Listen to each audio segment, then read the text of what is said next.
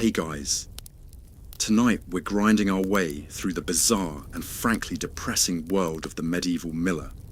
A profession that sounds quaint until you realize it involved being simultaneously essential to survival and universally despised by literally everyone you served. So before you settle into your hopefully grain-free bed, take a moment to like the video and subscribe, but only if you genuinely enjoy these journeys into historical misery. And let me know in the comments where you're listening from, and whether you've ever wondered why windmills in fairy tales always seem vaguely sinister. Spoiler, it's because millers were basically medieval society's necessary evil. Now dim the lights, maybe put on some white noise that doesn't sound like grinding stones, and let's ease into tonight's tale of flour, feuds, and existential dread wrapped in a dusty apron. Imagine, if you will, a job where everyone needs you but nobody trusts you, where you're essential to daily survival, but also blamed for everything from bad bread to bad harvests. Welcome to the life of a medieval miller, the most hated man in the village, who also happened to control whether people starved or not. No pressure, right? The miller occupied a unique position in medieval society, technically a peasant, but wielding power that made lords nervous and peasants furious. They controlled the means of turning grain into flour, which, in an age before grocery stores, meant that they literally held life and death in their stone-dusted hands. This wasn't some romantic pastoral existence, with happy farmers bringing their wheat to a jolly fat miller who ground it with a song. No, this was a world of mathematical exploitation where every grain counted, and the miller always seemed to count in his own favour. Medieval society ran on bread. It was the primary food source for basically everyone from serf to king, and bread required flour, and flour required mills, and mills required millers who quickly figured out that controlling a necessity meant controlling everything. Mills weren't just buildings. They were monopolies enforced by law and violence. In most of medieval Europe, the local lord owned the mill, and peasants were legally required to use it. This was called the ban of the mill, and yes, it was exactly as oppressive as it sounds. Imagine being forced by law to use only one service provider who you knew was cheating you, but having zero alternatives. That was milling in the Middle Ages. The lord took his cut, the miller took his cut, and somehow there was always less flour than there should have been. Funny how that worked. The position of miller was often hereditary, passed down from father to son like a family curse. Each generation inherited not just the mill, but the accumulated hatred of the entire community. Millers' sons grew up knowing they'd be despised, learning to count grain before they could count their years, absorbing the peculiar mix of technical skill and moral flexibility required to survive in their profession. They were trained from childhood to operate machinery that could kill them, to calculate percentages that would enrage their customers, and to develop the thick skin necessary to be insulted daily by people whose survival depended on them. And yet, someone had to do it. Mills were expensive to build and maintain, requiring specialized knowledge that took years to acquire. Being a miller meant understanding engineering, hydrology, grain science, and the delicate art of taking just enough to get rich without causing an actual riot. It was a balancing act performed on a tightrope made of ground wheat over a pit of communal rage. One false move, and you'd find yourself at the center of a very unfriendly mob with very sharp farming implements. The miller's house, usually built right next to the mill, became a fortress of necessity. Thick walls, heavy doors, and windows placed high enough to discourage the throwing of stones or worse. These weren't architectural choices born of aesthetics, but of survival. Millers learned to sleep lightly, especially during times of famine, when desperation made even the most law-abiding peasant consider whether one dead miller might mean more flour for everyone else. It was a thought that occurred to surprisingly many people, surprisingly often. What made it worse was that millers often displayed their wealth openly, wearing fine clothes, building larger houses, purchasing luxuries that their customers could never afford. This wasn't just vanity, it was a form of protection, Prosperity meant you could afford guards. Prosperity meant the Lord valued your tax payments. Prosperity meant you were harder to kill quietly. But prosperity also meant every single person who brought grain to your mill knew exactly where their missing flour had gone. It was right there, embroidered on your doublet. Physically, the job was brutal. Millstones weighing thousands of pounds had to be maintained and adjusted. Water wheels or windmill sails needed constant repair. Grain dust filled your lungs with every breath, and the noise, oh the noise. The constant grinding, rumbling, thundering sound that penetrated skull and soul alike. Millers often went deaf by middle age, which some considered a blessing since it meant they could no longer hear the creative curses of their customers, though they could still read the hatred in their eyes clearly enough. But here's the truly twisted part. Millers were educated, at least more so than most peasants. They had to be able to calculate volumes, weights, and percentages, keep records, manage accounts, and understand the basic mechanics of their machinery. This education elevated them above their peers, while simultaneously making them more aware of their precarious position. They were smart enough to know they were hated, smart enough to fear what that meant, and smart enough to keep cheating anyway, because what else could they do? The system demanded it. The church didn't help matters, regularly condemning millers from the pulpit as thieves and cheats. Priests would sermonize about dishonest millers stealing from widows and orphans, which was often literally true, but conveniently ignored the fact that the church itself owned many mills and profited from the same system. Hypocrisy ground as fine as flour in the medieval world, and everyone pretended not to notice the cloud of dust it raised. Medieval folklore is full of evil millers, and trust me, this wasn't subtle. There's a reason Chaucer's miller in the Canterbury Tales is a drunk, thieving brawler with the thumb specifically designed for pressing down on scales. It wasn't creative character development, it was basically reportage. Millers appeared in stories as villains, cheats, and occasionally as figures who made deals with the devil, which, given their reputation, might have been seen as redundant. They were the bogeymen of agricultural society, the monsters who lived not under bridges, but beside them, grinding away at watermills. The miller's thumb became legendary, and not in a good way. The phrase miller's thumb referred to the overdeveloped digit that came from constantly testing flour between thumb and finger, but also from the less innocent practice of pressing down on scales when weighing grain. Every miller developed this characteristic deformity, and everyone knew what it meant. When you saw those thick, calloused thumbs, you were looking at the physical manifestation of systemic theft, worn proudly like a badge of professional dishonor. Medieval legal records are absolutely stuffed with complaints against millers. Theft, fraud, assault, and occasionally murder when things got particularly heated. The legal system recognized that millers were necessary evils, so punishments were often laughably light. A fine here, a warning there. Maybe some time in the stocks if they'd been especially brazen, but never enough to actually deter the behavior, because everyone knew that a dead or imprisoned miller meant no flour, and no flour meant no bread, and no bread meant riots that made complaints about missing grain look like polite disagreements.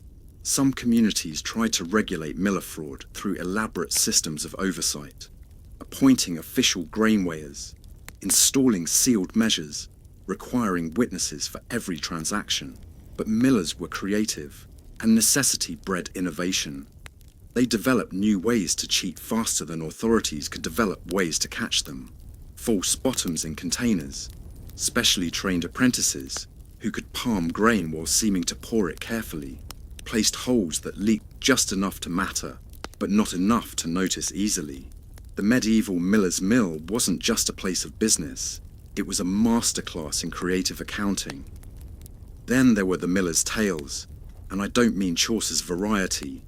Millers were notorious gossips, partly because everyone had to come to them eventually, and partly because information was another currency they could trade.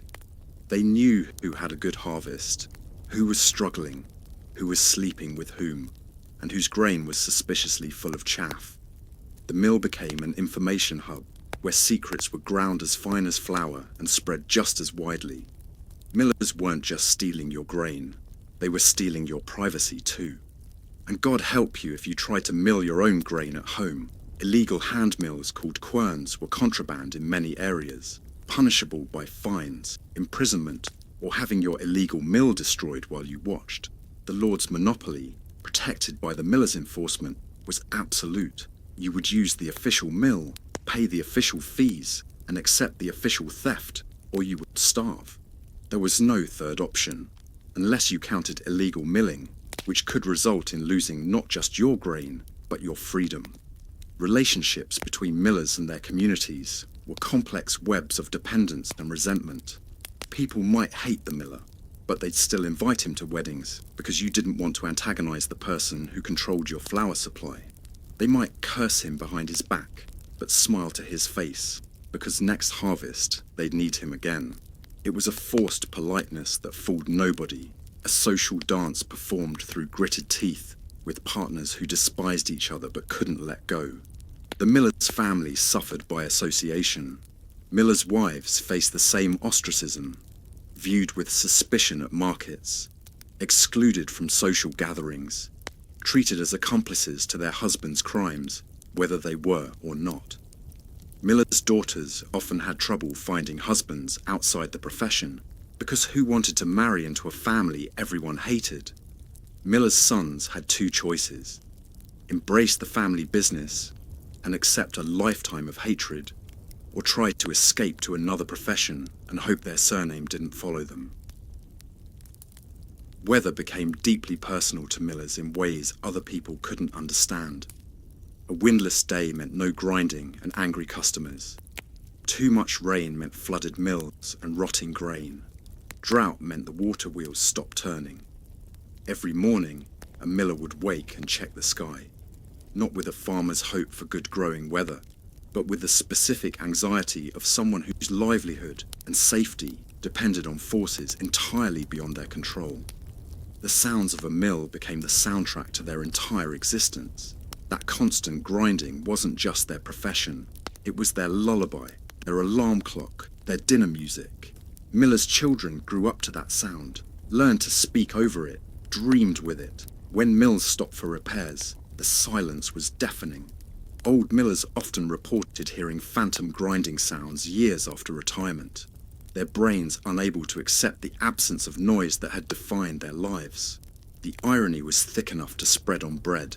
Millers, who dealt with the most basic staple of life, lived lives of complexity and moral compromise. They fed communities that wished them dead. They grew wealthy on the hunger of others. They were simultaneously powerful and powerless, essential and disposable, feared and fearful.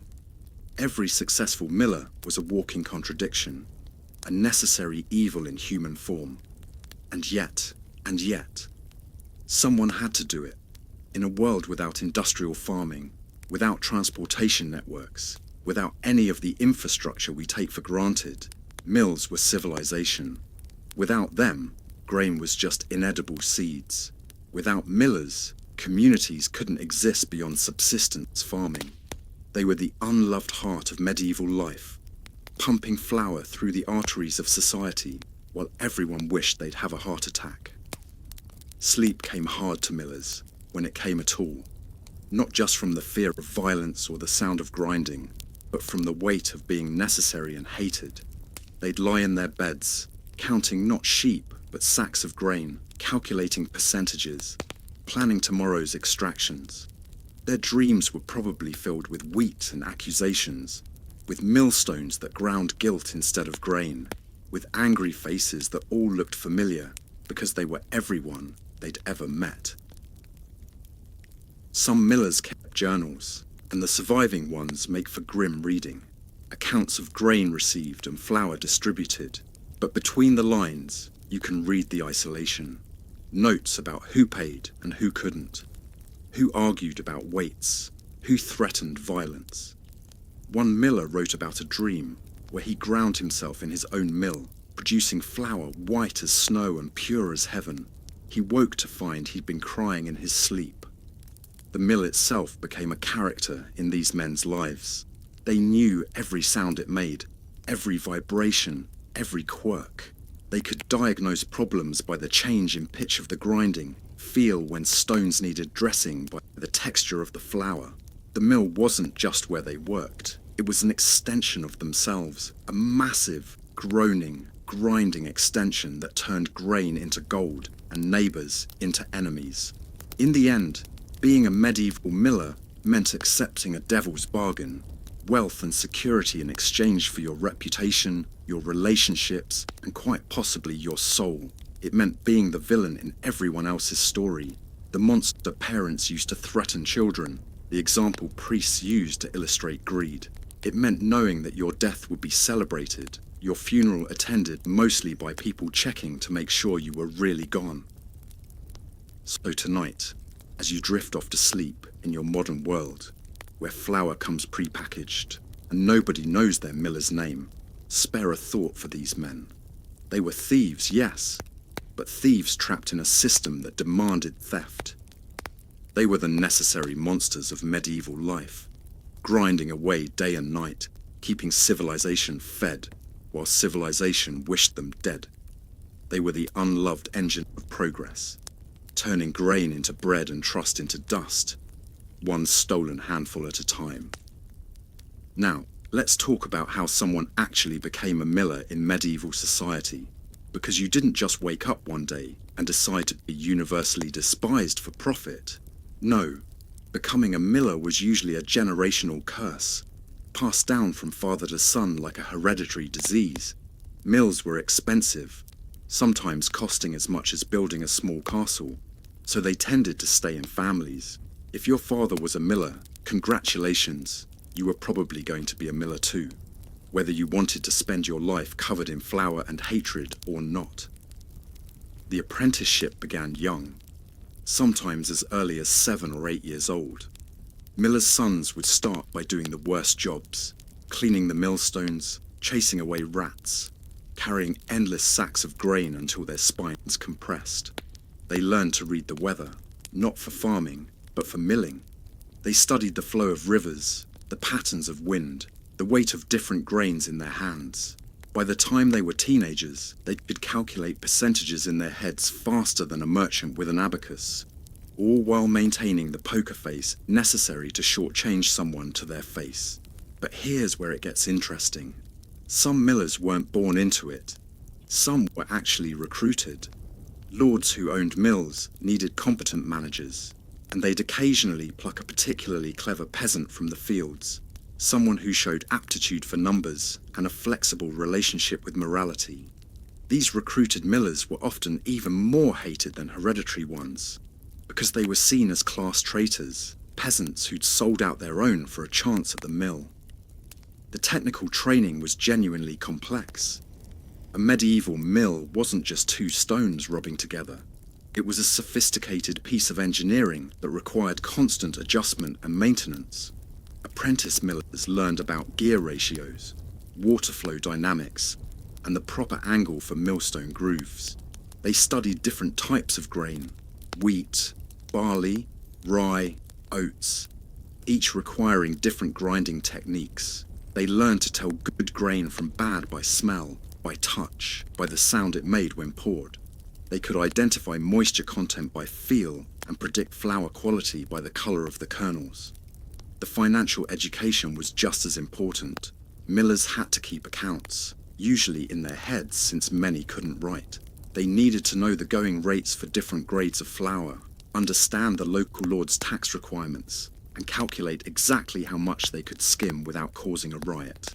They learned the art of the miller's toll, the portion they were legally allowed to take as payment, and more importantly, how to take significantly more than that without getting caught.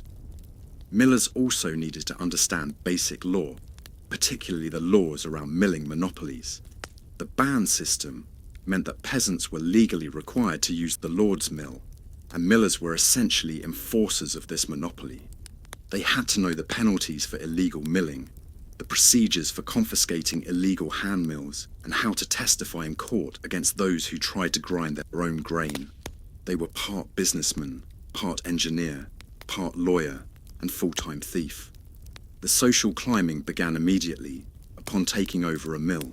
New millers would often marry strategically, seeking wives from merchant families or even minor nobility. A wealthy miller could afford a substantial dowry, and some families were willing to overlook the source of that wealth for the right price. These marriages rarely brought social acceptance, but they did bring connections, and connections meant protection.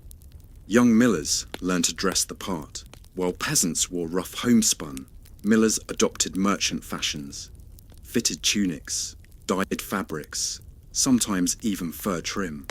They wore their wealth visibly, partly as advertisement of their success and partly as armor against their reputation. If you're going to be hated anyway, might as well be hated in style. The clothes also served a practical purpose. Fine fabric showed flour dust more clearly, paradoxically making them look cleaner than their peasant customers. The early years of a miller's career were often the most dangerous. They hadn't yet built up the wealth needed for proper security, hadn't yet established the network of bribes and favors that would protect them, hadn't yet learned exactly how far they could push their customers before violence erupted. Many young millers were beaten, robbed, or driven out of business in their first years. The ones who survived learned quickly: be useful to the powerful, be feared by the weak, and always have an escape plan. Successful millers quickly learned to diversify. They didn't just grind grain, they traded in it. They'd buy low during harvest when everyone was selling and sell high during lean months, when desperation drove prices up. They became informal bankers, lending grain or flour against future harvests at interest rates that would make modern payday lenders blush. They invested in other businesses, taverns, bakeries, anything that used their flour and extended their influence. The relationship with the local lord was crucial and complex. Lords needed millers to be competent because mill revenues were a significant part of their income. But they also needed millers to be unpopular because it redirected peasant anger away from the nobility and toward the middleman. A good miller walked this tightrope expertly, generating enough revenue to keep the lord happy while absorbing enough hatred to keep the lord safe. It was a symbiotic relationship built on mutual exploitation. Millers often became informal power brokers in their communities. They knew everyone's business: who had good harvests, who was struggling, who was hiding grain from tax collectors. This information was valuable, and millers traded it carefully. They might inform the lord about peasants withholding grain in exchange for protection from prosecution. They might warn peasants about upcoming tax raids in exchange for extra grain. They played all sides, trusted by none but necessary to war. The physical infrastructure of power grew with success. Simple mills expanded into complexes with multiple wheels, storage facilities, and living quarters that gradually transformed into fortified compounds. Successful millers hired guards, usually tough young men from outside the community who had no local loyalties. They built walls around their mills, installed heavy gates, and sometimes even negotiated for the right to carry weapons, a privilege usually reserved for nobility. Water rights became a major source of power and conflict. Controlling a mill meant controlling water flow, and millers leveraged this mercilessly. They could flood upstream fields or deprive downstream farms of irrigation. They negotiated complex agreements with neighboring landowners, agreements that always seemed to favor the mill. Some millers essentially held entire valleys hostage through their control of water, adding another layer to their already substantial unpopularity. The mill itself evolved from tool to fortress. Windows were placed high and narrow, more like arrow slits than sources of light. Doors were reinforced with iron bands. Some mills had secret exits for quick escapes, hidden compartments for storing wealth, and elaborate lock systems that would make modern security experts nod in approval. The architecture of a successful mill told the story of its owner's fears and ambitions in stone and timber. Millers developed their own subculture, complete with secret signals and coded language. They'd meet at markets and fairs, exchanging information about grain prices, discussing new techniques for adulterating flour. warning each other about particularly violent communities or zealous law enforcement. They married within their profession, creating dynasties of grain processors who understood the unique pressures of their trade. Miller families became almost ethnic groups unto themselves, insular and mutually supportive in the face of universal hatred. The religious aspect was particularly complex. Millers needed the church's blessing, or at least its tolerance, but the church routinely condemned them. Successful millers became major donors to religious institutions, funding chapels, buying indulgences, trying to purchase their way into heaven. Some took religious orders late in life, attempting to atone for decades of theft. Others doubled down, apparently deciding that if they were damned anyway, they might as well be wealthy and damned. Education became a priority for successful miller families. They hired tutors for their children, teaching them to read and write in an age when most people couldn't. They learned Latin to deal with legal documents, arithmetic for business, and sometimes even elements of law and theology. A literate miller was a dangerous miller, able to navigate contracts, challenge legal decisions, and correspond with other millers across regions. Knowledge became another tool of power. The peak of a miller's career usually came in middle age, when they'd accumulated enough wealth to be truly secure, but hadn't yet succumbed to the various occupational hazards. This was when they built their finest houses, arranged the best marriages for their children, and sometimes even achieved a grudging respect from their communities. Not love, never love, but a recognition that this particular thief was at least a competent and predictable thief. Political involvement came naturally to wealthy millers. They couldn't hold noble titles, but they could influence those who did. They became advisors to lords, financiers of military campaigns, supporters of political factions. Some millers effectively ran entire regions from behind the scenes, their wealth translating into power that their birth status should have denied them. They were the shadow nobility, titled in influence, if not in name. The guild system, where it existed for millers, was unlike other craft guilds. It was less about maintaining standards and more about mutual protection. Miller guilds set minimum prices, established territories, and most importantly, provided legal and physical protection for members. They hired lawyers, bribed officials, and sometimes maintained armed forces that could respond to threats against any member. It was organized crime with better documentation. International connections developed among the most successful millers. They corresponded with colleagues in other kingdoms, sharing innovations in both milling technology and fraud techniques. New methods of adulterating flour spread across Europe faster than plague, carried by letters between millers who'd never meet, but understood each other perfectly. They formed an invisible network of grain thieves that crossed borders and ignored wars. The rise of a successful miller was marked by specific milestones. The first was surviving the initial years without being murdered. The second was accumulating enough wealth to afford proper security.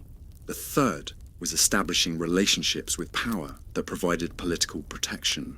The fourth was creating a dynasty, ensuring that the mill would pass to the next generation. Each milestone was celebrated quietly, privately, because public celebration would only remind everyone how the wealth was acquired.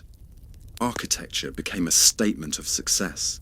Wealthy millers built houses that rivaled minor nobility. Multi-story structures with glass windows, tiled roofs, and decorated facades. Inside, they filled rooms with furniture and art that proclaimed their prosperity. Tapestries depicting biblical scenes, never milling scenes, hung on walls. Silver plate adorned tables. Everything screamed wealth, while carefully avoiding any reference to its source. The psychology of success was complex. Millers who rose high enough sometimes convinced themselves they'd earned their position through skill and hard work, conveniently forgetting the systematic theft that enabled their rise. Others embraced their villainy, taking pride in their ability to prosper despite universal hatred. Still others fell into deep depression, wealthy but isolated, powerful but despised, successful but damned. Marriage alliances grew increasingly ambitious as miller dynasties established themselves. Second-generation millers might marry into merchant families. Third generation might reach the lower nobility. Each generation tried to wash the flour dust from their reputation, to transform stolen grain into legitimate status. Sometimes it worked, producing descendants who could claim gentle birth, while forgetting their ancestors ground grain and ethics with equal efficiency. The most successful millers became patrons of arts and learning, commissioning paintings, funding schools, supporting scholars. They collected books they couldn't always read, hired musicians they didn't always appreciate, and built libraries they rarely used.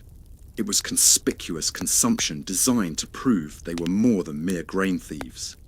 Whether anyone believed it was another matter entirely.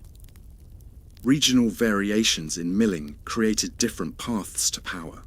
In areas with many small mills, successful millers might accumulate multiple operations, becoming milling magnates. In areas with few large mills, power concentrated dramatically in single families who controlled entire regions' food supplies. Water mills created different opportunities than windmills. Urban mills operated differently than rural ones. But everywhere, the pattern was the same. Control grain, accumulate wealth, buy respectability, fail to achieve it. The tools of the trade evolved with success. Simple balance scales gave way to complex weighing mechanisms, still rigged but more sophisticatedly so. Basic millstones were replaced with imported French stones that ground finer and lasted longer. Water wheels grew larger and more efficient. Windmills gained better sail designs. Technology improved, but always in service of the same goal: maximum extraction with minimum detection. Record-keeping became increasingly sophisticated as operations grew. Successful millers maintained multiple sets of books, one for the tax collector, one for the lord, and one real set hidden away. They developed codes and ciphers to protect sensitive information. Some employed scribes who specialized in creative accounting, turning theft into mathematics and mathematics into an art form. The books told stories, just not true ones. The peak of power brought new dangers. Wealthy millers became targets not just for peasant rage, but for organized robbery. Kidnapping for ransom was a real threat. Rival millers might sabotage operations or spread rumors. Lords might decide a miller had grown too wealthy and find excuses to confiscate their property. Success in milling was like climbing a mountain of grain. The higher you went, the more precarious your position became. Some millers attempted to legitimize their profession by proposing reforms. They suggested standardized measures, regulated pricing, transparent accounting. These reformers were usually ignored by authorities who benefited from the current system and murdered by fellow millers who saw reform as a threat to profits. The status quo, however corrupt, was too profitable for too many people to allow change. The spiritual burden grew with wealth. Rich millers built private chapels, hired personal confessors, went on pilgrimages to atone for sins they had no intention of stopping. They sought theological loopholes, ways to justify their theft as legitimate business practice. Some found comfort in the idea that they fed the hungry, conveniently ignoring that they also stole from them. The cognitive dissonance required to be a successful miller was staggering. International trade opened new opportunities for the most ambitious millers. They didn't just grind local grain, they imported and exported, becoming grain merchants on a grand scale. They established contacts in port cities, negotiated with ship captains, speculated on foreign harvests. The most successful transformed from local thieves to international businessmen, though the fundamental dishonesty remained constant. The military implications of milling shouldn't be underestimated. In times of war, controlling mills meant controlling food supplies. Successful millers became strategic assets, courted by competing armies, threatened by invaders, protected by defenders. Some millers negotiated separate peaces with enemy forces, agreeing to supply flour in exchange for their mills being spared. Others saw their life's work burned by armies denying resources to enemies. War revealed the true importance of millers, hated in peace, essential in conflict. Technological innovation often came from successful millers who could afford experimentation. They funded research into better grinding techniques, more efficient water wheels, improved storage methods. Some innovations were legitimate improvements. Others were just new ways to cheat. The flying shuttle that could redirect grain into hidden compartments. The false bottom that looked solid but wasn't.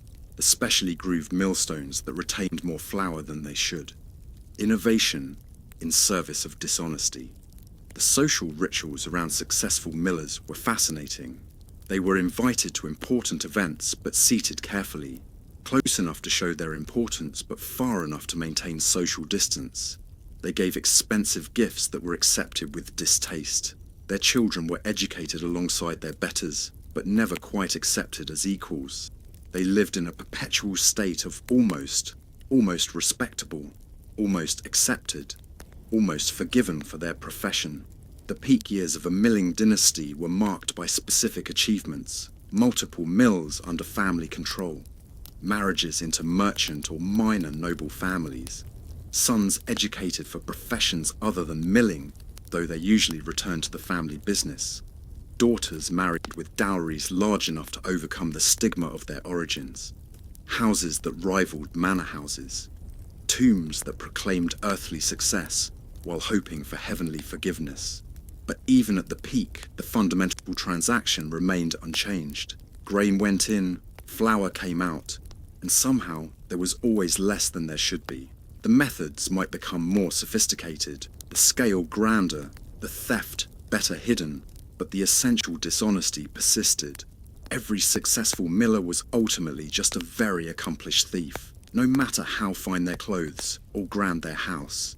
The tragedy of the successful miller was that they achieved everything except the one thing they truly wanted: respect. They could buy power, influence, security, even a kind of fame, but they couldn't buy their way out of being millers. The stigma clung like flour dust, visible to everyone, impossible to wash clean. They rose as high as their society would allow someone of their profession to rise, which was simultaneously very high and never high enough. In the end, the rise of a medieval miller was a story of ambition constrained by prejudice, of success defined by theft, of power built on necessity and hatred. They climbed the social ladder with fingers made strong from testing flour and consciences made flexible from stealing it. They built dynasties on foundations of ground grain and broken trust. They achieved wealth that would outlast them, and reputations that would outlast their wealth. They rose and rose and rose, until they reached the ceiling that said, "You may be rich, you may be powerful, but you will always be the miller." The decline of a medieval miller rarely came suddenly. It crept in like moisture into grain, slowly at first, then with devastating speed. Sometimes it started with a mechanical failure, a cracked millstone that couldn't be replaced immediately, a water wheel that broke during spring floods, a windmill sail torn off in a storm. What began as a temporary closure stretched into weeks, then months, as repairs proved more expensive than expected and customers found alternative mills. Once peasants discovered they could survive without you, your power evaporated like morning dew on hot millstones. Age came for millers as it came for everyone, but it came harder. Decades of breathing flour dust left lungs that wheezed and rattled like broken bellows. The constant noise destroyed hearing until orders had to be shouted directly into what remained of their ears. Joints ground down from lifting grain sacks seized up like unoiled machinery. Eyes clouded from years of checking flour quality in dim mill interiors failed to spot the increasingly creative ways their workers stole from them. The very job that made them wealthy made them physically incapable of protecting that wealth. Sons didn't always want to follow their fathers into the mill. Second-generation wealth bred soft children who preferred clean hands to flour-dusted ones. They went to universities, became clerks or merchants, or tried to buy their way into minor nobility. Some succeeded in escaping the family business, leaving aging millers with no one to carry on their legacy. Others returned, educated and resentful, to find the mill they had inherited was more burden than blessing, its mechanisms outdated, its reputation unsalvageable, its profits eroded by competition and changing times. Competition arrived in various forms. New mills built by ambitious lords drew away customers. Improved transportation meant grain could be carried to distant mills that offered better rates or honest measures. Urban growth created centralized milling operations that could undercut rural mills through volume. The monopoly that had made millers wealthy became harder to enforce as authorities found it more profitable to license multiple mills and collect multiple fees. What had been a captive market became a competitive one, and many millers discovered they'd never actually learned how to compete honestly. Economic downturns hit millers particularly hard. When harvests failed, there was simply less grain to grind. When wars disrupted trade, grain prices fluctuated wildly, making the careful calculations of profit margins impossible. When plagues reduced populations, fewer mouths needed feeding, which meant less demand for flour. Millers who had borrowed heavily to expand their operations found themselves crushed between fixed costs and variable income. The mill that had been a license to print money became a millstone around their necks, dragging them into debt. Political changes could destroy a miller overnight. A new lord might decide to build his own mill and revoke the old miller's rights. Changes in law might break up milling monopolies or impose new regulations that cut into profits. Religious reforms might target the wealth of millers as ill-gotten gains to be redistributed to the poor. Revolution, when it came, often came first for the millers, symbols of exploitation that everyone could agree deserved destruction. Political protection evaporated when the politicians themselves were running for their lives. Family disasters compounded professional ones. Wives died in childbirth, leaving millers to raise children alone while managing complex businesses. Children died from the diseases that flourished in the damp, grain-rich environment of mills. Marriages made for advantage crumbled when that advantage disappeared. Affairs with customers' wives led to violence. Daughters who should have married well were ruined by scandal or simply couldn't find husbands willing to join a declining milling family. The personal and professional intertwined in a downward spiral. Technological obsolescence arrived slowly but inevitably. Mills that had been state-of-the-art became antiques. New grinding techniques made old millstones inefficient. Better gear systems made existing mechanisms look primitive.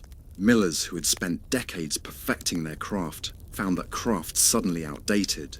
Retrofitting old mills with new technology cost more than building new ones from scratch. The expertise that had been their greatest asset became their greatest liability as the world moved on without them. The physical degradation of mills themselves told stories of decline. Walls that had been regularly whitewashed grew grey and stained. Roofs that had been quickly repaired after storms developed permanent leaks. Machinery that had been meticulously maintained began to skip and grind, producing inferior flour that drove away even desperate customers. The mill house that had been a symbol of prosperity became a visible sign of decay, its broken windows and sagging timbers announcing the miller's fall to everyone who passed. Debt accumulated like flour dust in corners, unnoticed until it was everywhere. Loans taken for expansion couldn't be repaid when business contracted. Credit extended during good times couldn't be collected during bad. Suppliers demanded payment up front. Customers demanded credit. The financial juggling act that had seemed so clever in prosperous times became impossible when multiple balls dropped at once. Creditors who had been obsequious when the miller was powerful became ruthless when he was vulnerable. Worker relations deteriorated as profits declined. Apprentices who had accepted abuse when it came with opportunity rebelled when opportunity disappeared. Journeyman millers demanded higher wages even as revenue fell. Trusted employees stole more brazenly, knowing their employer couldn't afford to replace them. Some workers simply left for better opportunities, taking their knowledge and sometimes their employers' customers with them. The mill that had run on exploited labour found that labour could exploit back. Legal troubles multiplied with vulnerability. Old complaints that had been suppressed by bribes or influence resurfaced when the miller could no longer pay or threaten. Customers who had accepted short measures for years suddenly found courage to demand justice. Lords who had tolerated profitable dishonesty prosecuted unprofitable dishonesty. Courts that had been deaf to complaints about wealthy millers developed excellent hearing when those millers became poor. Justice, it turned out, had just been waiting for the miller to be unable to afford injustice. Health problems specific to the trade accelerated decline. Miller's lung progressed from annoying cough to debilitating disease. Constant exposure to grain molds and fungi led to mysterious illnesses that medieval medicine couldn't cure or even diagnose. Injuries that young bodies had shrugged off became chronic disabilities in age. The flour dust that had made them wealthy now made them weak, sick, and increasingly unable to oversee the business that was killing them. Social isolation intensified as fortune fled. Fair-weather friends who had tolerated the miller for his wealth disappeared with that wealth. The church that had accepted his donations now remembered his sins. The community that had feared him now saw opportunity for revenge. Invitations to social events stopped arriving. Former business associates crossed streets to avoid greeting him. The protective bubble of prosperity burst, leaving the miller exposed to decades of accumulated resentment. Mental decline often accompanied physical and financial deterioration. The constant stress of managing a hated but necessary business took its toll. Some millers became paranoid, seeing threats everywhere, trusting no one. Others fell into deep depression, unable to reconcile their self-image as successful businessmen with the reality of their decline. Still others retreated into delusion, continuing to act as if they were wealthy and powerful, even as their mills crumbled around them. The loss of control was perhaps the hardest to bear. Men who had controlled the food supply of entire regions found themselves unable to control their own businesses. Workers openly defied them. Customers openly cheated them. Authorities openly ignored them. The power that had seemed so solid proved to be as insubstantial as flour dust, dispersing at the first strong wind of adversity. Control, they discovered, had always been an illusion maintained by mutual convenience. Attempts to arrest the decline often accelerated it. Desperate cost-cutting measures, adulterating flour even more brazenly, shortchanging even more obviously, maintaining equipment even less frequently, drove away the remaining customers. Attempts to collect old debts alienated former allies. Selling off assets to cover immediate needs left mills unable to operate efficiently. Every short-term solution created long-term problems in a cascade of increasingly bad decisions. The symbolism of decline was inescapable. Mills that had run constantly now stood idle for days at a time. Storage rooms that had bulged with grain stood empty. Account books that had shown healthy profits now showed only red ink. The miller's fine clothes grew threadbare and weren't replaced. His well-fed frame grew gaunt. His confident stride became a worried shuffle. Everyone could see the fall happening in real time, and many took satisfaction in watching it. Family dynamics during decline revealed character in harsh light. Some wives stood by their husbands, sharing poverty as they had shared wealth. Others abandoned sinking ships for more seaworthy vessels. Children raised in privilege struggled to adapt to privation. Some rallied to save family businesses. Others accelerated the decline through their inability to accept reduced circumstances. The family that had been united by success was often divided by failure. Credit, once freely extended, became impossible to obtain.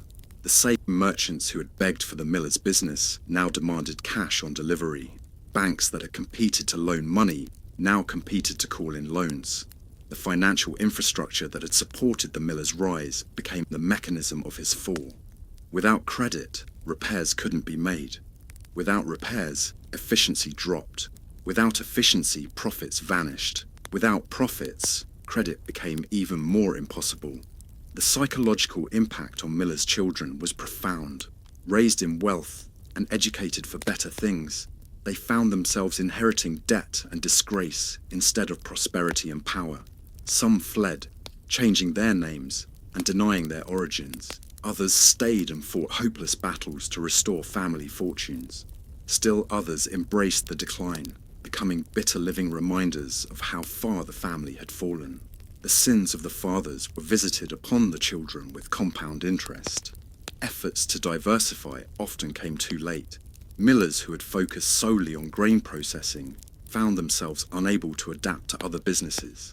The skills that made them successful millers, a certain moral flexibility, a willingness to exploit necessity, an ability to withstand hatred, didn't translate well to other professions. Attempts to become merchants failed when no one trusted them. Attempts to become landlords failed when tenants refused to pay rent to former grain thieves. The irony of charitable giving during decline was particularly bitter. Millers who had donated generously during prosperity found those charities strangely forgetful during adversity. Churches that had praised their generosity now denied knowledge of their needs. Poor families they had helped now celebrated their downfall. Charity, it turned out, brought neither loyalty nor mercy.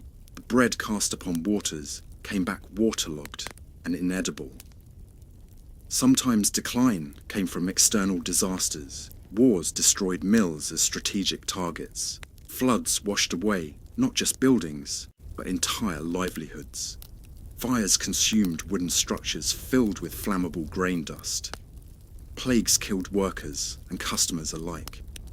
These acts of God or man revealed how fragile the miller's prosperity had always been.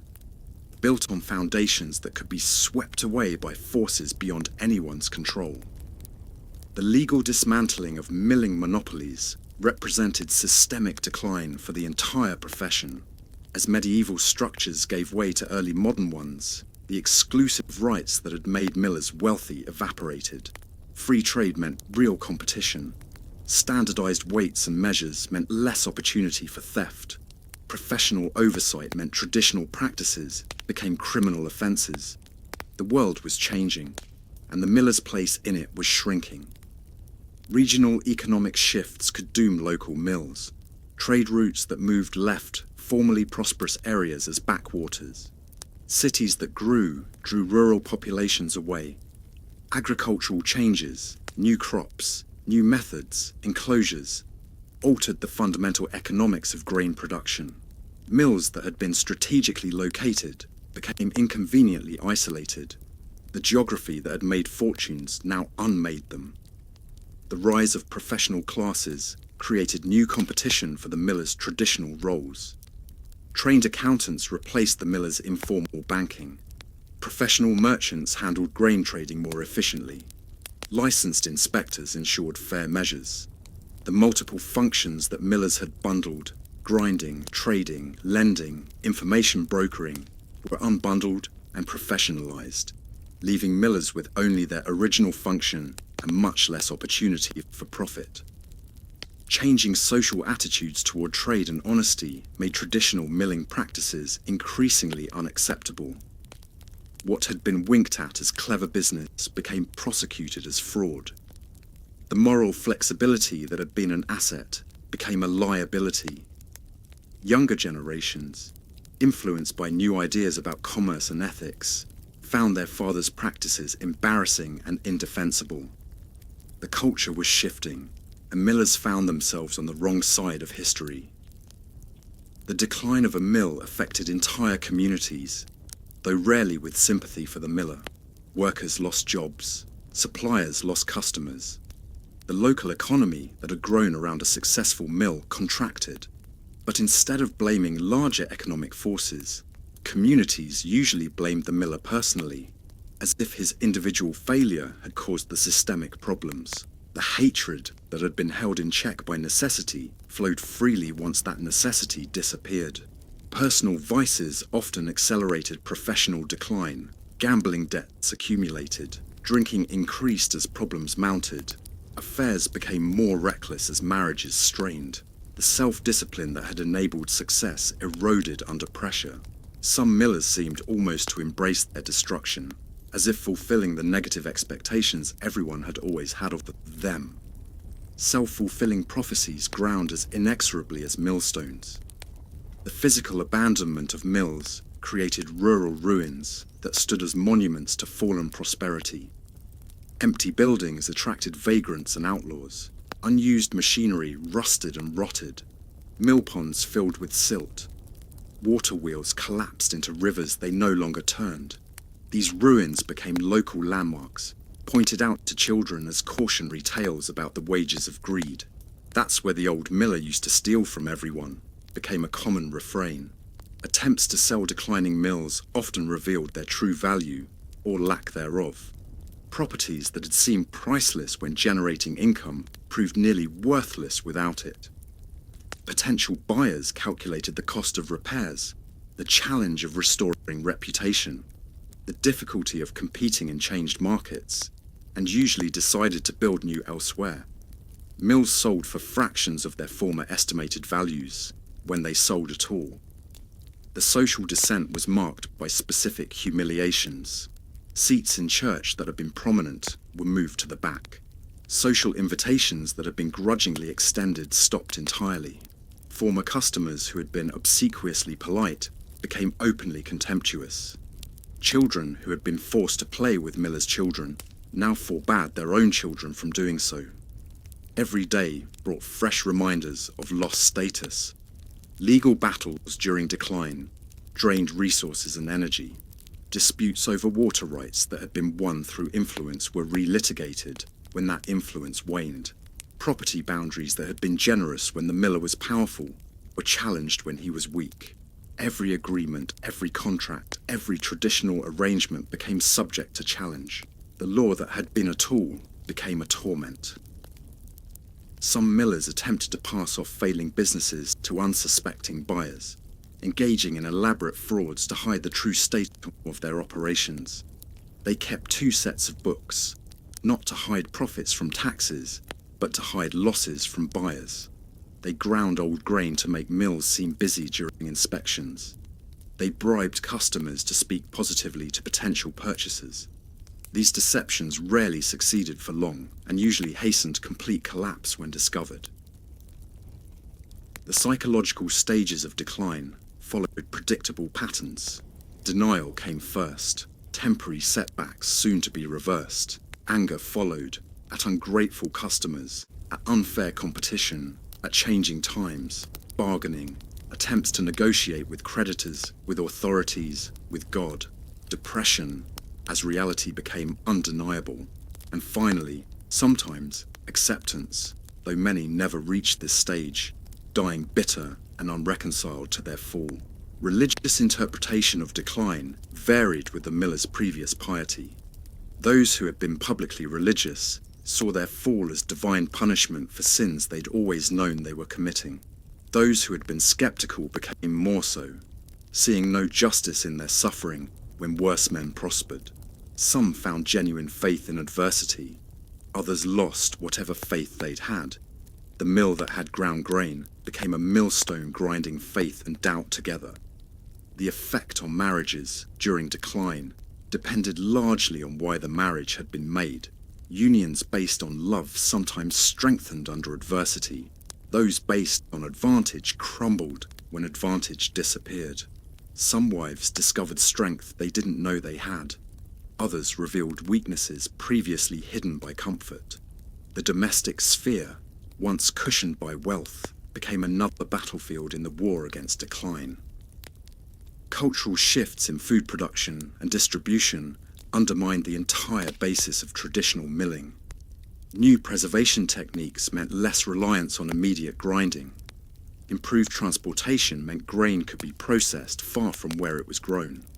Urban bakeries developed direct relationships with large commercial mills. The local miller, once essential to community survival, became an anachronism. The profession wasn't just declining, it was becoming obsolete. End-of-career reflections, when recorded, revealed complex emotions. Some millers remained unrepentant, blaming everyone but themselves for their fall. Others showed genuine remorse for decades of dishonesty. Many expressed bewilderment at how quickly fortune had turned. A few achieved philosophical acceptance, recognizing their role in a system that had enriched them before destroying them. But most simply faded away, their final thoughts as ground down as their fortunes. Physical collapse often mirrored financial collapse. Mills were complex structures requiring constant maintenance. When money for repairs disappeared, deterioration accelerated exponentially. A small leak became a torrent. A minor crack became a catastrophic failure.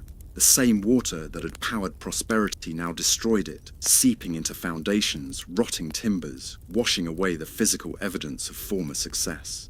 The final indignity often came from former victims. Peasants who had been cheated for decades sometimes bought failed mills at bankruptcy auctions, paying pittances for properties that had generated fortunes. They dismantled the mills piece by piece, selling the stones, burning the timbers, filling in the mill ponds. It wasn't just economic efficiency, it was revenge served as cold as a millstone in winter. In the end, the decline of a medieval miller was as grinding as his millstones. It turned proud men into paupers, wealthy families into cautionary tales, essential businesses into abandoned ruins. The same forces that had elevated millers, monopoly, necessity, exploitation, ultimately destroyed them when circumstances changed. They fell as they had risen, by increments, each day stealing a little more of what they had stolen from others, until nothing remained but dust and memories and ruins where mills once stood. Now, let's truly wallow in the magnificent squalor of a medieval miller's existence, shall we? Because if you thought the general outline was unpleasant, wait until you hear about the specific bodily horrors that came with the job. Miller's lung wasn't just an occupational hazard, it was a slow-motion drowning in bread ingredients. Every breath pulled flour dust deep into lung tissue, where it mixed with natural moisture to form a paste that hardened like cement over time. Millers coughed up chunks of what looked like raw dough, sometimes streaked with blood, sometimes containing recognizable grain husks that had been festering in their airways for months. The rats were not just present, they were omnipresent, organized, and terrifyingly bold. Mill rats grew fat on stolen grain, reaching the size of small cats. They nested in the warm spaces between millstones and raised generations of offspring that knew no fear of humans. These weren't your garden variety rodents. These were specialized grain thieves that had evolved alongside the milling industry. They developed techniques for gnawing through sacks without spilling contents, for timing their raids when the mill was loudest, for building complex tunnel systems through stored grain that could collapse without warning, sometimes burying apprentices who ventured too deep into storage areas. Let's discuss the fingers, or what remained of them. Millstones didn't just grind grain, they had an appetite for human flesh that seemed almost personal. The stones moved with deceptive slowness that invited carelessness, then caught and pulled with force that could strip flesh from bone in seconds. Most millers were missing at least partial fingers, usually beginning with the tips lost, while learning to test flour consistency. The lucky ones lost cleanly. The unlucky ones experienced partial crushings that led to infections, gangrene, and amputations performed with the same tools used to maintain mill equipment. The noise damage went beyond simple deafness. The constant grinding created specific frequencies that didn't just damage hearing, but altered brain function. Millers reported phantom sounds, grinding that continued even when mills were still, voices in the machinery, whispers in the grain flow. Some developed a condition where they couldn't sleep without the sound of grinding, requiring family members to operate small hand mills through the night just to allow rest. The silence of a stopped mill could drive a career miller to madness faster than the noise ever did. Water mills created their own unique horrors. The constant moisture bred molds that modern science recognizes as profoundly toxic, but medieval millers simply called mill sickness. Black mold crept along walls like living shadows. Green algae turned wooden surfaces into slippery death traps. The mill wheel itself became an ecosystem of slimes and fungi that released spores with every rotation. Millers working in water mills developed chronic respiratory conditions that made them wheeze like broken accordions and cough up sputum in colours that nature never intended. The millstones themselves were monuments to slow horror. As they ground against each other, they shed particles of stone into the flour. This grit didn't just add unpleasant texture, it systematically destroyed teeth. Medieval skeletons from milling communities show dental wear patterns that look like someone took sandpaper to their mouths. By Middle Age, most regular bread eaters had ground their teeth down to painful nubs. Chewing became agony. Infections and exposed tooth pulp were common. The bread that sustained life literally ground away the tools needed to eat it. Ergot contamination deserves special attention. This fungal infection of grain caused St. Anthony's fire, which wasn't fire at all but gangrene that made limbs feel like they were burning while they actually died and turned black. Millers, handling more grain than anyone, were especially susceptible. The progression was nightmarish. First tingling, then burning pain, then numbness as tissue died, and finally the affected parts, usually fingers and toes, but sometimes entire limbs, simply fell off. The mill floor might be littered with blackened digits that workers swept up with the same brooms used to collect spilled flour. The personal hygiene situation was catastrophic even by medieval standards. Flour paste combined with sweat created a second skin that cracked and bled. This paste fermented in body crevices, creating unique infections that smelled like sourdough gone wrong. Millers developed fungal infections between fingers, toes, and in other moist areas that created weeping sores. The traditional miller's apron, worn constantly and rarely washed, became a breeding ground for organisms that medical science wouldn't identify for centuries, but that made their presence known through rashes, boils, and suppurating wounds. Let's talk about the water in water mills, because water is a generous term for what actually flowed through these wheels. Mill ponds collected everything upstream: dead animals, human waste, industrial runoff from tanneries and dye works. This toxic soup didn't just power the mill, it splashed constantly onto grain, into storage areas, and onto workers. Summer heat turned mill ponds into festering cauldrons that bred mosquitoes carrying diseases, leeches that attached to anyone wading in for repairs, and bacteria that caused dysentery outbreaks, traced directly back to contaminated flour. The grain itself came with living bonuses. Weevils were just the beginning.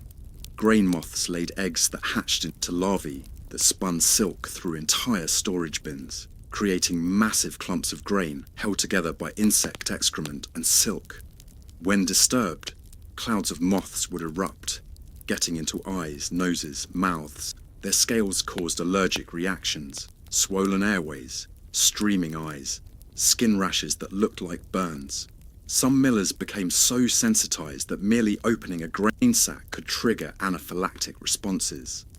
Rodent droppings were so common in grain that they had their own terminology. Small blacks were mouse droppings, large blacks were rat droppings, fresh wets were, well, fresh. These were ground up with the grain as a matter of course. The concentration of rodent urine in stored grain created ammonia levels that burned eyes and throat. Some flour had a distinctly murine flavour that customers recognised but couldn't avoid. Every loaf of bread was seasoned with a statistical certainty of rodent excrement. The millstones required regular dressing, cutting new grooves to maintain grinding efficiency. This process released clouds of stone dust that made flour dust seem healthy by comparison. Inhaled stone particles lacerated lung tissue, creating scars that turned breathing into agony. Millers who dressed their own stones developed stone lung, coughing up bloody sputum flecked with actual rock particles. The sound of their breathing resembled grinding stones even at rest, as if their lungs were trying to mill the air itself. Infected grain brought its own special horrors. Grain that got wet during storage developed molds that produced mycotoxins. natural poisons that caused everything from hallucinations to organ failure. Millers, constantly exposed, developed chronic poisoning symptoms, tremors, confusion, skin that sloughed off in sheets, hair loss, blindness. Some mycotoxins cause pregnant women to miscarry or give birth to deformed children. Mill communities often had unusually high rates of birth defects that nobody connected to the contaminated flour everyone ate. The physical toll of lifting was grotesque in its completeness. Grain sacks weigh between 150 - 200 pounds. Millers lifted dozens daily, creating spinal compression that could reduce height by inches over a career. Hernias were universal. Intestines pushing through abdominal walls created bulges that had to be held in place with leather trusses. Some hernias became strangulated, cutting off blood flow to protruding intestines, leading to gangrene and death. The miller's stance, permanently bent, twisted from favouring one side, compressed from above, became as characteristic as their swollen thumbs. Let's examine the delightful world of mill parasites. Grain mites, invisible to the naked eye, infested stored grain and transferred to humans, causing miller's itch, a maddening skin condition where microscopic mites burrowed into skin to lay eggs. The itch was so intense that millers scratched until they bled, creating secondary infections. Grain beetles that fell into flour added crunchy protein and a distinctive bitter flavour. Their larvae, fat white grubs, were often found in bread, sometimes still wiggling. The fermentation processes in damp grain created alcohol-like compounds that gave some batches of flour psychoactive properties. Bread made from such flour could cause symptoms ranging from mild euphoria to full-blown hallucinations. Entire villages might experience collective visions after eating from a contaminated batch. Millers, constantly exposed to these compounds through skin absorption and inhalation, often existed in states of mild chronic intoxication that they mistook for normal consciousness. Windmill-specific injuries deserve their own catalogue of horrors. Windmill sails, when caught by unexpected gusts, could launch workers hundreds of feet. Those who survived the flight rarely survived the landing. The massive brake wheels that stopped windmill sails could snap, sending wooden shrapnel through the mill like medieval missiles. The tail poles used to turn windmills into the wind became battering rams in storms, crushing anyone in their path. The cramped conditions inside windmill caps meant that routine maintenance required contortionist positions that left workers trapped when mechanisms shifted. The social diseases that came with the miller's lifestyle were equally grotesque. Prostitutes often worked near mills, knowing that's where men with money gathered. Millers, wealthy but socially isolated, were regular customers. The resulting syphilis and gonorrhea went untreated, progressing to tertiary stages. Syphilitic millers developed gummas, tumour-like growths that could eat through bone and cartilage, leaving holes in faces where noses used to be. The mercury treatments available were arguably worse than the diseases, causing teeth to fall out, excessive salivation, and madness. Let's not forget the delightful practice of grain adulteration. When grain was scarce, millers didn't just add chalk or sawdust. They got creative. Ground bones from charnel houses, dried and powdered clay, even ground peas and beans that had spoiled beyond edibility. One documented case involved a miller grinding up leather scraps from a tannery. The resulting flour produced bread that was technically edible but caused severe intestinal blockages. People died from eating bread that was more building material than food. The accidents in mills were spectacular in their variety and horror. Workers fell into gear mechanisms and were wound into the machinery like thread onto a spool. Those pulled between millstones weren't just crushed, they were ground, leaving remains that had to be scraped out before milling could resume.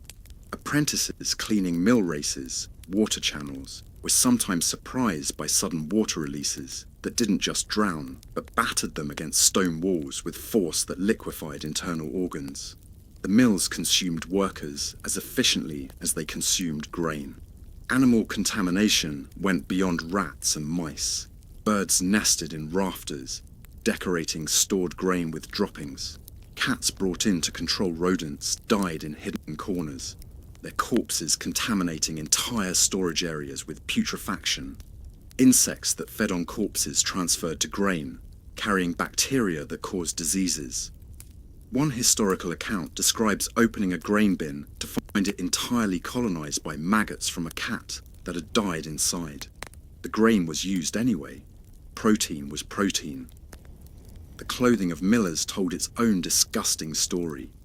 Fabric became so impregnated with flour and sweat that it developed its own ecosystem. Lice were universal, but mill lice seemed particularly robust, growing fat on the nutrient-rich environment of flour-paste skin.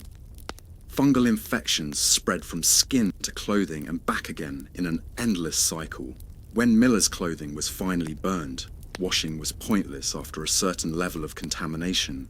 It released smoke that smelled like burning bread mixed with death. Temperature regulation in mills was a joke. Summer heat combined with physical labor and no ventilation created conditions where workers literally cooked in their own sweat. Winter brought the opposite problem. Mills were impossible to heat, and wet conditions meant everything froze. Millers worked with hands so cold they couldn't feel when injuries occurred, discovering wounds only when blood flow restored sensation.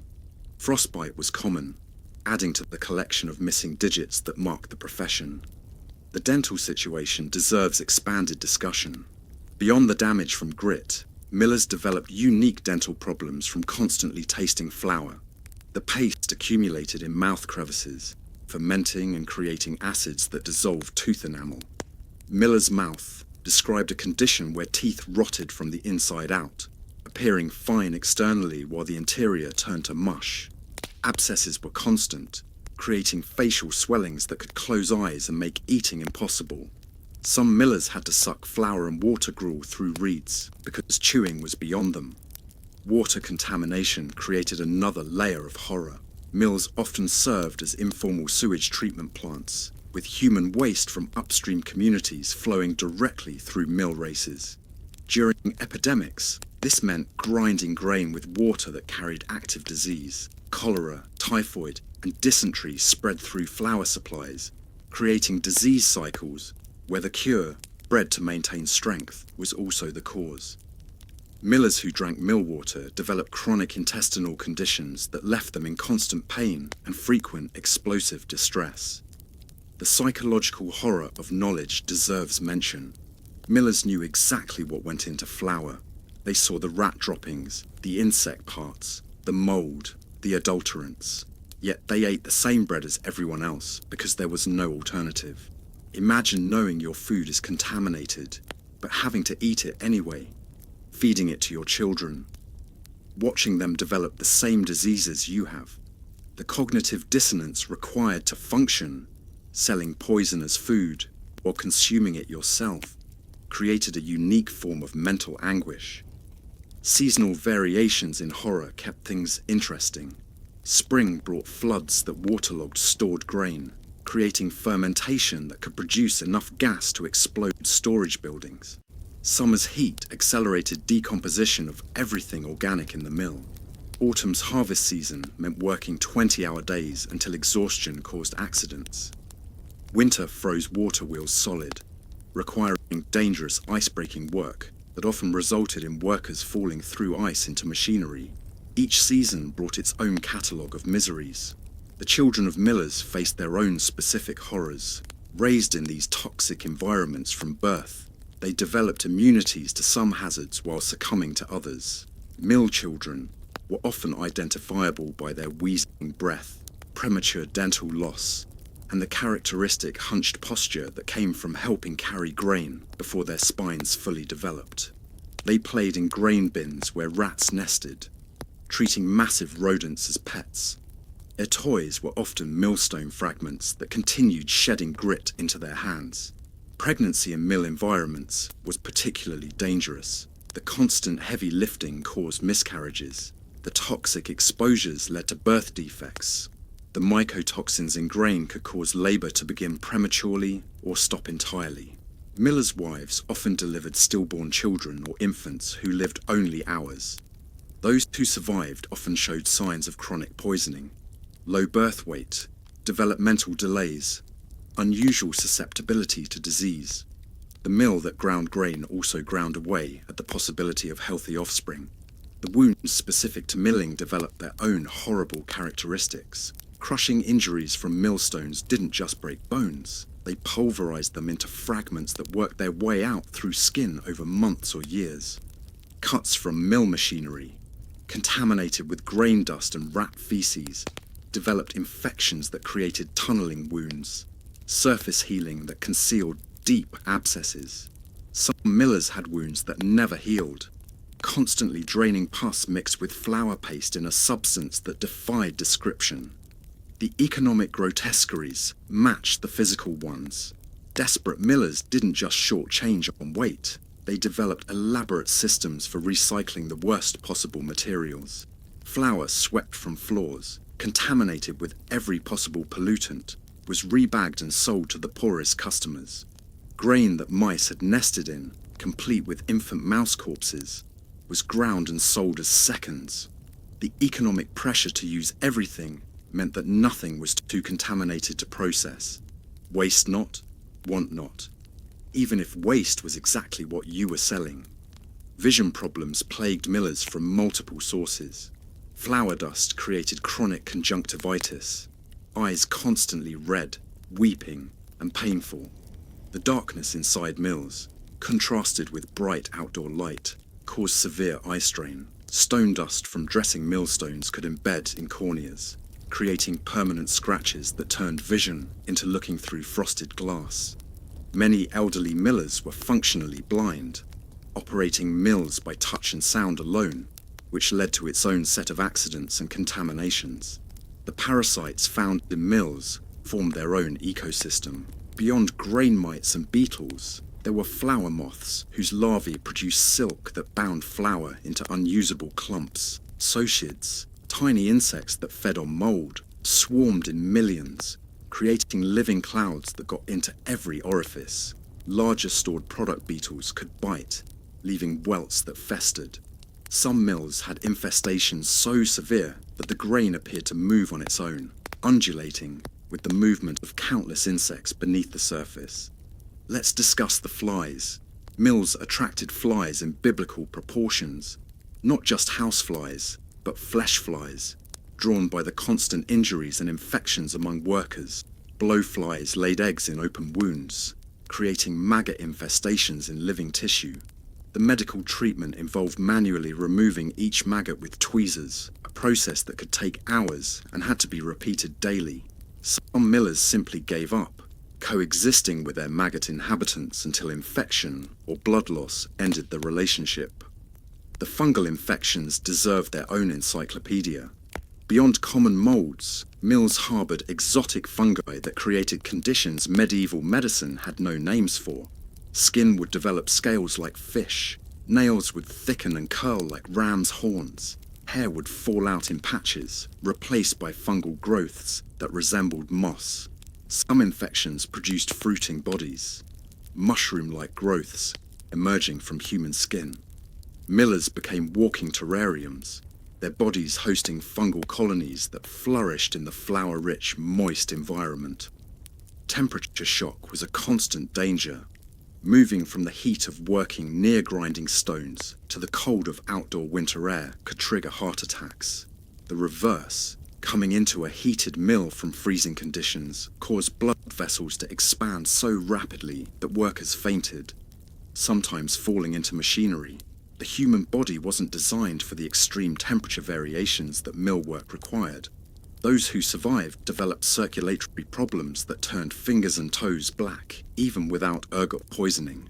The sounds of a miller's body became diagnostic tools. Wheezing indicated which type of dust was predominant in their lungs. The particular quality of their cough revealed whether they worked primarily with wheat, rye, or barley.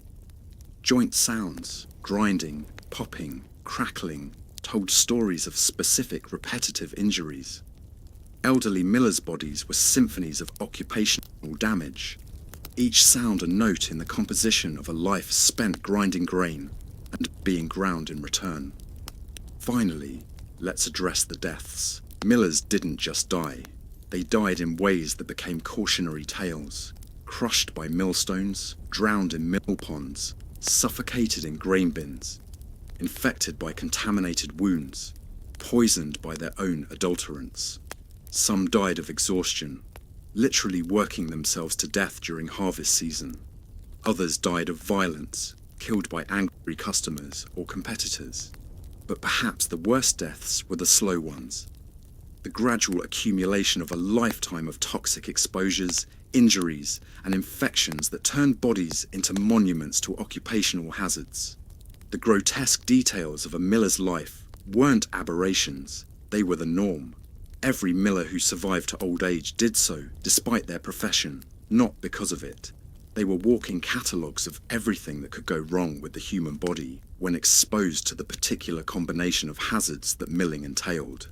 They ground grain, and in return, the profession ground them into biological curiosities that would have fascinated and horrified medical professionals, had any cared enough to look closely at the men who fed the world while being consumed by their work. The truly disturbing part wasn't any individual horror, but their combination. A miller might simultaneously suffer from partial deafness, missing fingers, chronic lung disease, intestinal parasites, fungal infections, ergot poisoning, and malnutrition from eating contaminated bread. Each condition exacerbated the others in a symphony of suffering that played out over decades. The mill didn't just grind grain, it ground men into components, flour-dusted lungs, stone-worn teeth, parasite-riddled intestines, all held together by a will to survive that was perhaps the most grotesque detail of all. Because despite everything, despite the rats, the rot, the disease, the disfigurement, they persisted. They got up each morning, walked into their toxic mills, and continued grinding. Perhaps that's the most grotesque detail of all. Not that the job was horrific, but that human beings could adapt to such horror, normalize it, pass it on to their children as inheritance. The medieval miller's life wasn't just a catalogue of horrors. It was proof of humanity's disturbing ability to endure the unendurable, to make the abnormal normal, to grind on when grinding was all that remained. The psychological landscape of a medieval miller's mind was as twisted and dark as the wooden gears that powered his mill. Imagine waking every morning, knowing that your survival depended on being the most hated person in your community. Not feared like a lord, not dismissed like a beggar, but actively, personally despised by every single person you'd interact with that day. This wasn't abstract hatred. It was intimate, specific, and justified. The miller knew he was a thief. His customers knew he was a thief. Everyone participated in an elaborate social dance where theft was simultaneously acknowledged and denied, creating a cognitive dissonance that shaped every interaction. The weight of inherited shame pressed down through generations. Miller's sons didn't just learn a trade, they absorbed a legacy of guilt that preceded their first theft. They watched their fathers count grain with fingers that pressed too heavily on scales, learned mathematics designed for deception, and understood that their education was preparation for a lifetime of moral compromise. The psychological programming began before conscious memory, creating children who knew they were destined to be hated before they understood why. Rationalization became an art form elevated to survival skill. Millers developed elaborate mental frameworks to justify their theft. They weren't stealing, they were taking fair payment for essential services. The official toll was insufficient for maintenance and living expenses. Everyone else would do the same in their position. The Lord sanctioned it through willful blindness. Their customers were trying to cheat them with inferior grain. Each justification was a brick in the psychological wall that protected them from the full weight of their actions. The corruption of moral reasoning went deeper than simple self-justification. Millers had to believe their own lies to function. They couldn't wake each morning thinking, I'm going to steal from hungry families today and maintain sanity. So they reconstructed reality. They weren't thieves. They were businessmen operating within accepted parameters. The hatred directed at them wasn't about their actions, but about jealousy of their success. This psychological restructuring was so complete that many millers genuinely felt aggrieved when accused of theft they were actively committing. Paranoia wasn't a mental illness for millers. It was a rational response to reality. Every friendly face might hide murderous intent. Every invitation might be a trap. Every quiet night might end with fire or violence. This constant vigilance created a specific type of exhaustion that sleep couldn't cure. Millers developed hypervigilance so acute they could identify individual footsteps approaching their mills, distinguish between the sound of wind in trees and humans moving through darkness, wake instantly at any unusual noise. Their nervous systems rewired themselves for threat detection, making peace impossible even in peaceful moments. The isolation went beyond physical separation. Millers lived in a parallel social universe where normal human connections were impossible. They couldn't form genuine friendships because every relationship was transactional, colored by their profession. They couldn't fully trust family members who might resent the life they'd been born into. They couldn't find comfort in religion that condemned them weakly. They existed in a bubble of prosperity that was simultaneously a prison of loneliness, wealthy enough to be envied, but too tainted to be embraced. Power dynamics created their own psychological distortions. Millers held life and death power over communities through controlling food supply, but this power was entirely dependent on others' need. They were simultaneously essential and disposable, powerful and vulnerable, wealthy and insecure. This paradox created a specific form of anxiety where strength and weakness existed in constant tension. They couldn't fully embrace their power because they knew how quickly it could evaporate, but they couldn't acknowledge their vulnerability without inviting attack. The psychological impact of handling everyone's secrets while being universally distrusted created unique mental strain. Millers knew who was struggling, who was prospering, who was hiding grain from tax collectors, who was sleeping with whom. This knowledge was power, but it was also burden. They became unwilling confessors to communities that would never reciprocate trust. The asymmetry of intimacy, knowing everything about everyone while being truly known by no one, fostered a peculiar form of social dysfunction. Family psychology within Miller households developed its own pathologies. Children learned to read their father's moods by the sound of grinding, knowing that mechanical problems meant domestic violence. Wives balanced being accomplices to theft with maintaining some semblance of respectability. Family dinners featured bread everyone knew was made from stolen grain, creating a communion of complicity. Love existed, but it was always contaminated by the profession that made family life possible. The mental gymnastics required to maintain religious faith, while violating its core tenets, created spectacular cognitive dissonance. Millers sat through sermons condemning theft, while calculating that day's skim. They took communion with hands that had pressed false weights. They prayed for forgiveness they had no intention of earning through changed behavior. Some resolved this through elaborate theological justifications. Others abandoned faith entirely. Still, others lived in permanent spiritual agony, believing themselves damned but unable to change. Dreams revealed the psychological toll in symbolic form. Millers reported nightmares of being ground in their own millstones, of drowning in grain that turned to accusatory faces, of their stolen flour becoming blood. Some dreamed of honest work and woke weeping. Others dreamed of even greater thefts and woke ashamed of their relief that it was only a dream. Sleep became another arena where the psychological conflicts of their waking life played out in endless variation. The development of what modern psychology might recognize as antisocial personality traits was almost inevitable. Successful millers had to suppress empathy to function. They couldn't afford to feel guilty about hungry children or struggling widows. They developed emotional calluses that protected them from the human cost of their actions. This emotional numbing spread beyond professional necessity into personal relationships. Millers who couldn't feel guilt about theft struggled to feel genuine emotions in other contexts. The relationship with death took on peculiar characteristics. Millers lived with constant awareness that their death would be celebrated. This knowledge shaped every interaction, every decision, every moment of existence. Some became fatalistic, embracing the hatred as inevitable. Others fought against it, trying desperately to buy respectability that remained forever out of reach.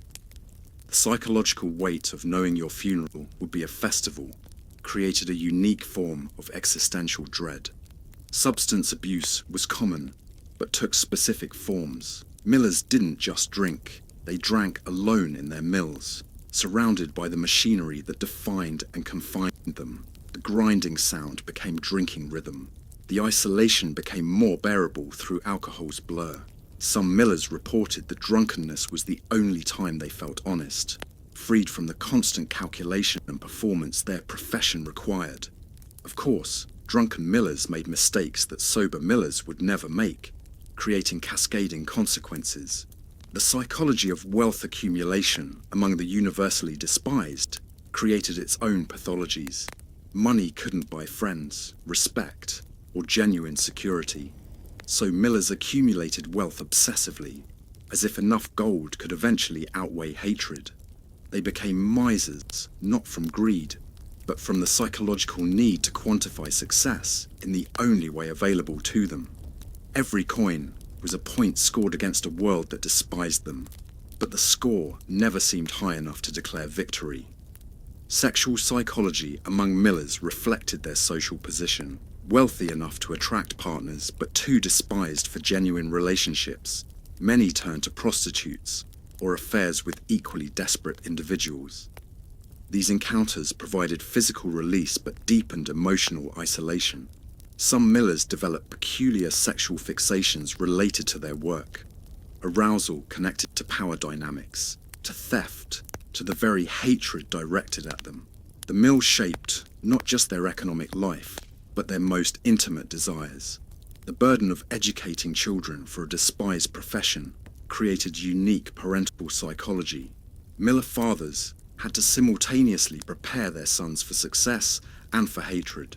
They taught technical skills alongside emotional armor. They demonstrated pride in craftsmanship while acknowledging the craft's inherent dishonesty. The psychological complexity of raising children to be successful pariahs created family dynamics that therapists would study for centuries had therapy existed. Aging brought its own psychological challenges. Old millers watched their bodies break down from occupational hazards, while their minds remained sharp enough to remember when those bodies were strong. They faced the approach of death knowing it would be welcomed by their communities. Some became bitter, their hatred for customers finally matching customer hatred for them. Others achieved a kind of tragic wisdom, understanding their role in a system that required but despised them. The psychology of public performance versus private reality created exhausting mental labor. Millers maintained public faces of honest business while running dishonest operations. They performed grief at accusations they knew were true. They feigned surprise at shortages they had created. This constant performance required psychological energy that drained reserves needed for genuine emotion. Many millers reported feeling like actors who could no longer remember their real selves beneath the roles. Competition between millers created specific psychological dynamics. They were united by shared hatred from communities, but divided by business competition. They understood each other as no one else could, but also threatened each other's survival. Miller gatherings featured elaborate displays of wealth and success, alongside careful probing for weaknesses. The only people who might truly understand a miller's position were also the people most likely to exploit that understanding. The psychological impact of seasonal variations in work created cyclical mental health patterns. The manic energy of harvest season, working without sleep for days, created altered states of consciousness. The depression of winter's slow season, with time to reflect on their position, led to seasonal psychological crises. Spring's renewal brought not hope, but anxiety about another year of the same patterns. Summer's heat intensified every negative emotion. Millers lived psychological seasons that mapped onto, but intensified natural ones. Memory played tricks specific to the profession. Old millers forgot many things, but remembered every accusation, every threat, every moment of violence directed at them. They could recall specific shortages from decades past, remembering not the theft, but the customer's reaction. This selective memory created narratives where they were always victims, never perpetrators. The psychological need to reframe their history shaped how they understood their present. The relationship with their mills transcended the mechanical. Millers developed emotional connections to machinery that understood them better than people did. They spoke to millstones, whispered to water wheels, made bargains with windmill sails. The mill became confidant, companion, and prison guard. Some millers reported that their mills had personalities, moods, preferences. This anthropomorphization provided emotional connection in lives starved of human warmth. Moral injury, the psychological damage from perpetrating acts that violated one's ethics, accumulated over decades. Each theft added weight. Each hungry child served short measure deepened wounds. Some millers developed physical symptoms from moral injury, unexplained pains, digestive problems, skin conditions that medicine couldn't cure because the cause was psychological, not physical. Their bodies manifested the guilt their minds couldn't process. The fantasy life of millers revealed deep psychological needs. They dreamed of different professions where skill was rewarded without hatred. They imagined worlds where mills ran honestly and everyone prospered. Some developed elaborate alternative histories where they had chosen different paths. These fantasies provided temporary escape, but ultimately deepened dissatisfaction with reality. The gap between who they were and who they wanted to be became another source of psychological pain. The development of dark humor as coping mechanism created a specific miller's wit. They joked about theft, about hatred, about their own damnation.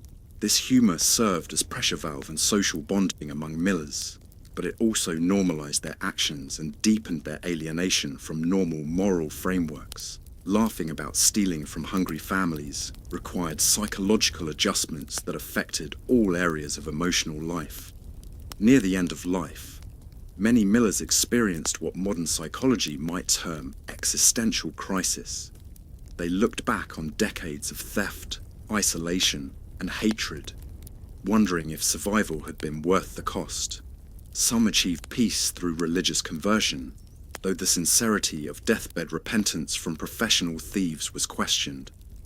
Others died as they lived, defended by rationalization, protected by denial, isolated by the profession that had defined them.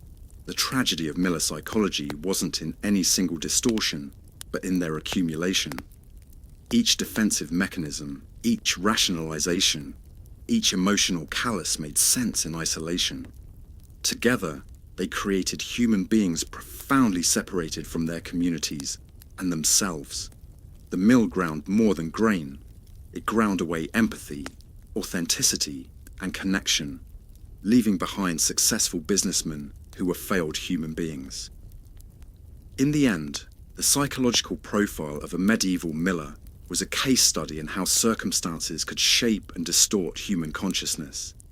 They were products of a system that required their existence while ensuring their misery. Their minds adapted to survive conditions that no mind should have to survive. They developed psychological tools that enabled professional success while guaranteeing personal failure. They were, in every sense, ground down by the very structures that elevated them above their peers. For medieval millers, death rarely arrived gently. The same machinery that wore down their bodies in life often ended them in violence, caught in gears, crushed by millstones, or drowned in murky mill ponds. Reaching into a jam mechanism could end in slow, screaming disassembly. Some were conscious, as they were pulled into grinding systems that cared nothing for flesh. Drowning was no cleaner. Mill ponds were thick with rot and waste. Millers slipped, fell, and sank under the weight of flour-soaked clothing, or were dragged under by underwater currents created by the wheels they operated. Their last moments were suffocation in sludge. Others deteriorated slowly. Years of inhaling flour dust led to miller's lung, a slow death by internal suffocation. Infections became unmanageable. Fungi colonized weakened bodies, and many millers died bloated and deformed. Their corpses often decayed faster than others, reeking of the rot they worked in every day. Sometimes the violence was deliberate. Mobs that had long simmered in resentment unleashed brutal revenge, grinding a miller in his own stones, spinning him to death on a wheel, or forcing him to eat the tainted flour he once sold. Death, in these cases, was both punishment and spectacle, but death didn't always wait for the body to quit. Many millers died economically or socially long before they stopped breathing. When a mill failed, so did the fragile respect they had purchased with stolen wealth. Communities turned vicious, creditors closed in, and former customers relished the downfall. Suicide was common. The mill pond became a mirror, first a source of power, then an escape. These were not acts of impulse, but of grim calculation. Better a rope or a plunge than years of starvation under public scorn. Deathbed confessions became marathons. Priests heard endless rambling lists of thefts, sometimes interrupted by death itself. Some families rallied in those final hours. Others fell apart, loyalty competing with shame, inheritance tainted by moral debt. Final wills offered desperate redemption, with millers trying to donate their way into heaven. Communities rejected these gestures. Stolen bread couldn't be unstolen, and charity couldn't erase the memory of exploitation. Even in death, hatred endured. Funerals were poorly attended, graves hastily dug, and headstones vandalized. In some villages, people spat on a miller's grave as routine. Others refused burial in sacred ground altogether. The mills left behind often mirrored their owners, rotting, sabotaged, hiding hidden compartments of hoarded grain or rigged mechanisms. They became relics of a legacy everyone wished to erase but couldn't ignore. Children of dead millers carried a heavy burden. Some fled, changed names, and rewrote their family history. Others embraced the role, refining their father's dishonest practices. Shame and skill passed down together. The folklore of haunted mills, ghosts grinding after death, causing malfunctions or accidents, spoke to the psychological residue left by generations of exploitation. Even natural disasters damaging a mill were seen as divine justice, late but satisfying.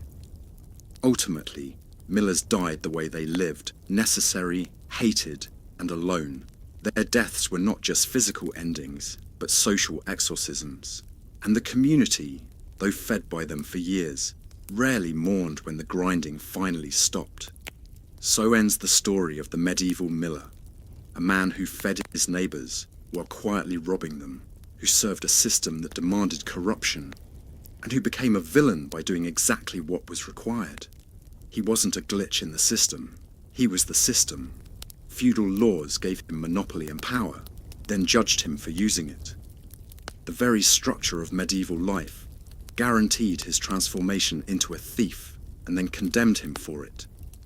The toll wasn't just physical, though missing fingers and clogged lungs were common. The real cost was human. Fathers teaching children to steal, families formed in isolation, morality replaced by math. Millers didn't just lie, they built entire realities where theft made sense. Some might ask, why didn't communities stop using mills? But they couldn't. The miller was survival. You could hate him, fear him, even dream of his death. But come harvest, you'd return with your grain. There was no choice. This profession created thieves, not from greed, but from need. And that's perhaps the darkest truth. The job shaped the man. An honest miller couldn't survive.